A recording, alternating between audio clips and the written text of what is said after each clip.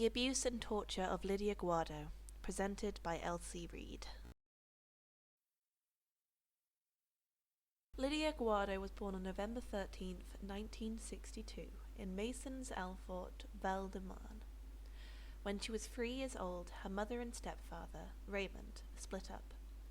Lydia's mother couldn't support Lydia and her 2 half-siblings, Bruno and Nadia, so the children were sent to live with Raymond and his wife, Lucienne. Life was peaceful at first. The children didn't go to school, but knew nothing else, so never questioned their lifestyle.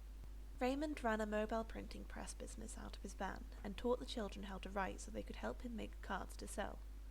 Raymond was not a warm or loving father. He forbid the children from venturing outside by themselves or to talk to strangers, keeping them isolated. The abuse began when Lydia was 8 years old. One night, when Lydia didn't want to take a bath, her stepmother filled the bathtub with boiling water and threw her in. Lucienne scrubbed so violently at Lydia's burnt skin that she spent 3 months in the hospital being treated for 3rd-degree burns. It's unclear how her injuries were justified to the hospital staff, but regardless, Lydia was returned to her family. Unfortunately, this was just the beginning for Lydia's suffering. When she returned home, she could barely walk due to her injuries, and that's when Raymond began his assault.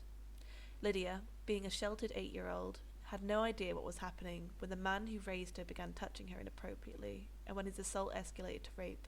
Her mind struggled to process it all. At first, Lydia rationalized her abuse the only way her young, trusting mind knew how. She thought that by Raymond paying her special attention, that he must love her more than her siblings. Raymond's abuse quickly became cruel and violent. Lucienne would tell the man that the children had been misbehaving, and he would beat them with a hammer. When her half-brother Bruno turned 14 years old, he ran away from home. A year later, he returned for Nadia, but didn't take Lydia with them. Soon after, Lydia was told that her mother had died, leaving her completely alone with Raymond and Lucienne Gouardo. After a failed runaway attempt, Lydia was returned by the police to the Gouardo residence. Enraged by her disobedience, her stepfather poured acid on her stomach and legs. "Now you won't run away again," he taunted. Again and again Lydia attempted to run away, but again and again she was brought back to the Gouardos and burned by Raymond. When Lydia turned 18 years old, her horrific abuse escalated even further. Raymond told her, "Now you can have children," and began raping her morning, noon, and night. He'd tie her feet in the air afterwards to increase the chance of pregnancy. Lydia was forced to carry and give birth to her first son at 20 years old. In order to keep the pregnancy secret, Raymond took Lydia to a hospital in Paris to give birth. There, Raymond proudly bragged to the midwives that he was the father of the child, when no one could recognize them. The boy was named Raymond after his father. When they returned to their home, Lydia was forced to sleep in the attic away from the family. Raymond and Lucienne pretended that the newborn was theirs. Lydia was forbidden from going anywhere near him. 4 years later, Lydia gave birth to a second son, Bruno Raymond. 2 years later, another boy, Remy Raymond. From then on, Lydia gave birth to a son a year for 4 years. Regis Raymond, Bryce Raymond, Boris Raymond, and Rudy Raymond. Lydia's sons were taught by her parents to despise her, to insult her constantly. The abuse never faltered for Lydia, following her into adulthood. Even as a grown woman, Lydia felt powerless to fight back. She repeatedly attempted to escape, but Raymond always caught her and punished her. Raymond would even rape Lydia in front of her own sons. The only time Lydia was allowed to leave the house was whenever Raymond took her out in his van. By this point, Lydia had stopped all attempts to escape, as she believed Raymond's abusive rhetoric, that this treatment was what she deserved. When Lydia turned 34, Raymond died at the age of 62. Although her stepmother tried to keep threatening Lydia, as she always had done, without the physical abuse of Raymond, Lydia dared to take back her freedom. For the first time in Lydia's life, she went out into the world on her own.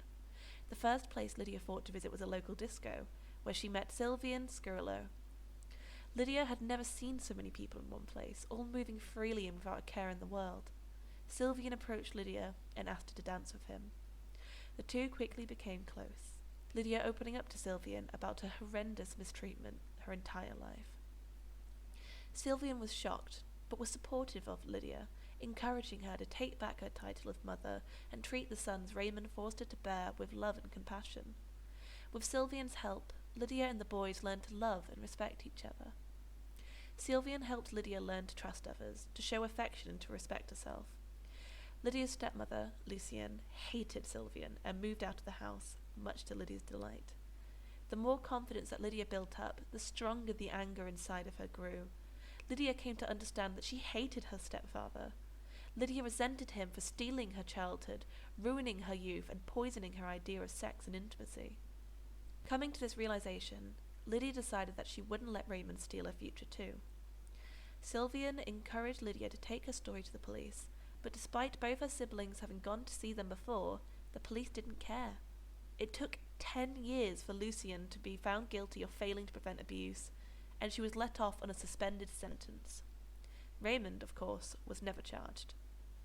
Despite all of this, Lydia has a happy family with Sylvian. The pair have had 2 children of their own, and are learning to be the happiest family they can be. Birthdays and Christmas are big deals in their household, making up for the years and years of not celebrating them from Lydia's past. Lydia has had multiple skin grafts and surgeries to repair the damage left by Raymond's abuse, and has 7 tattoos, 1 for each of her sons. The family has now changed their names and moved away from the house that Lydia was tortured in for most of her life.